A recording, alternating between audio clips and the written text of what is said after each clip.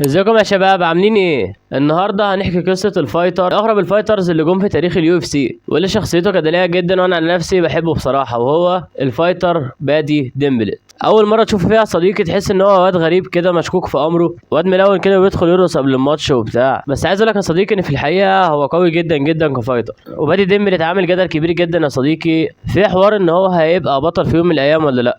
بس قبل ما نبدا انا عايزك ترجع معايا لورا شويه ونعرف قصته من الاول. فبس كده قبل ما نبدا في قصته من ساعه ما اتولد ما تنساش تعمل لايك للفيديو وتشترك في القناه. بس كده يلا بينا.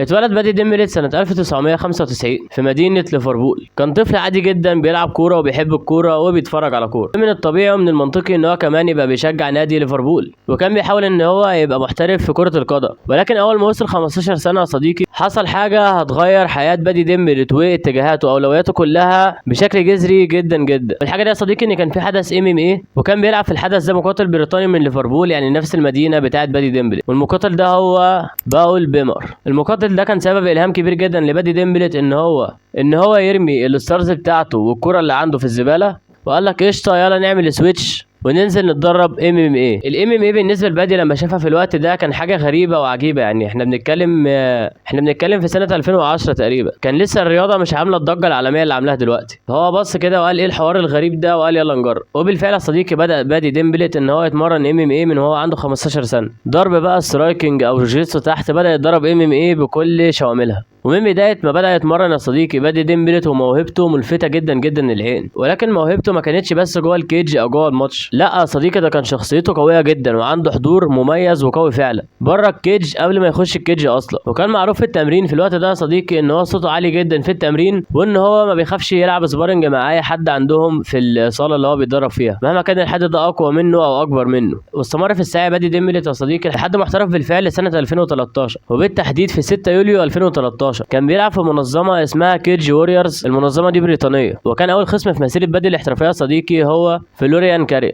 وقدر بادي ان هو يكسب اول ماتش ليه في الاحتراف بقرار اجماع من الحكام، وده ساعده يا صديقي ان هو يدي انطباع كويس جدا كلاعب للمنظمه وللجمهور وكمان للخصوم بتاعته. واستمر بادي في التالق والظهور والفوز يا صديقي لحد ما وصل لمرحله ان هو بقى يستحق فعلا ان هو يلعب على اللقب. وفي 10 سبتمبر 2016 يا صديقي، وبالذات في حدث كيج ووريرز 78، دخل بادي ديمبلت كمتحدي على اللقب ضد البطل جوني فراتشي. وبالفعل قدر بادي ديمبلت ان هو يكسب بالTKO في اول دقيقه او 35 ثانيه، وبالفعل بقى البطل. ومن ساعتها يا صديقي وبادي ديمبلت شهرته انتشرت جدا جدا في اوروبا كلها. بس يا صديقي زي ما اتعودنا الحياه ما بتمشيش في خط ثابت، وبرضه هي مش ورديه قوي علشان تفضل فرحان طول الوقت. بيخسر بادي ديمبلت الحزام بتاعه في سبتمبر 2018 في حدث كيج ووريرز 96 ضد المتحدي سورين بيك. ولكن لان بادي مش شخصيه انهزاميه خالص ولا سلبي، في الوقت اللي اغلب الجماهير افتكرت فيه ان هو انتهى خلاص وكان مجرد بطل اوروبي وخلص على كده، بادي كان بيفكر ان هو ازاي يوصل للعالميه، ان هو يوصل لليو اف سي، المكان اللي كل الفايترز في العالم بيحلموا يوصلوا ليه. وبالفعل يا صديقي مضى مع اليو اف سي بعد محاولات كتيره جدا جدا جدا. مضى بادي يا صديقي مع اليو اف سي في سنه 2021، وكان اول حدث او ماتش لبادي مع اليو اف سي كان في 4 سبتمبر 2021،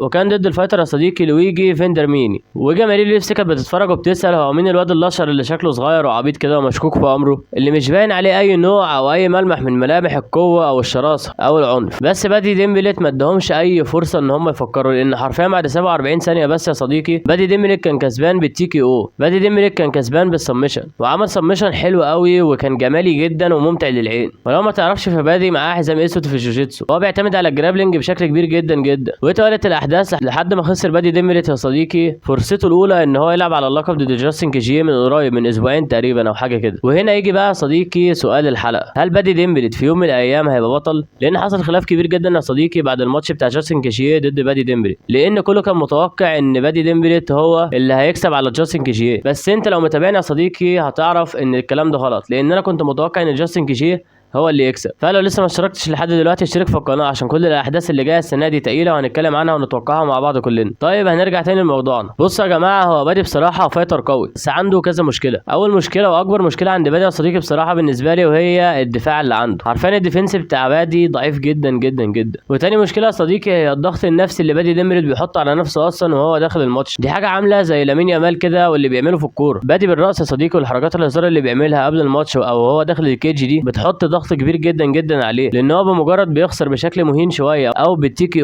او حتى لو خسر بقرار اجماع الحكام، الناس بتحفل عليه وبيتريقوا عليه، والكارهين ليه بيبقى عندهم فرصه كويسه ان هم ينتقدوه وبقلب جامد كمان. بس بصراحه انا بقولك يا صديقي ان بادي فايتر قوي، عنده سترايكنج كويس وعنده جرابلينج ممتاز. وفي حاجه كمان انا وانت نسينا يا صديقي، وانا ذكرتها قبل كده في القناه، ولو انت مركز معايا هتقولها قبلي، وهي ان بادي ديمبلت بحركات الرأس اللي بيعملها دي شادت فئه من الجمهور كبيره جدا جدا، وبقى الفايتر المفضل بالنسبه له. وده طبعا اليو اف سي عايزه فايتر زي ده يبقى البطل، لانه اكيد هيجيب تذاكر كبيره جدا وكتيره جدا. فاليو اف سي بالتالي هتسهلوا الموضوع شويه زي ما كانوا فاكرين ان هم مسهلين الموضوع ضد جاستن كيجيه، لان اليو اف سي كانت بتفكر ان جاستن كيجيه كبير وبتاع، وبادي ديمبلت لسه في عز شبابه وهيكسب. بس ما دام انا قلت ان جاستن كيجيه هيكسب يبقى هيكسب، ما علينا. فانا شايف ان هو قريب جدا باليو اف سي، ممكن ترقعها له شويه وتقرب له الموضوع سنه، وهو لو اشتغل على نفسه في حته الدفاع دي فسنتين 3 بالكتير، وشايف ان هو يقدر عادي جدا ان هو يبقى البطل. وانا شايف كمان ان هو يقدر يكسب إيليا توبوري على فكره. واظن بس كده انا جاوبتك على السؤال، فجاوبني رايك في التعليقات وشاركني رايك، وقبل ما نقفل ما تنساش تعمل لايك للفيديو، تشترك في القناه،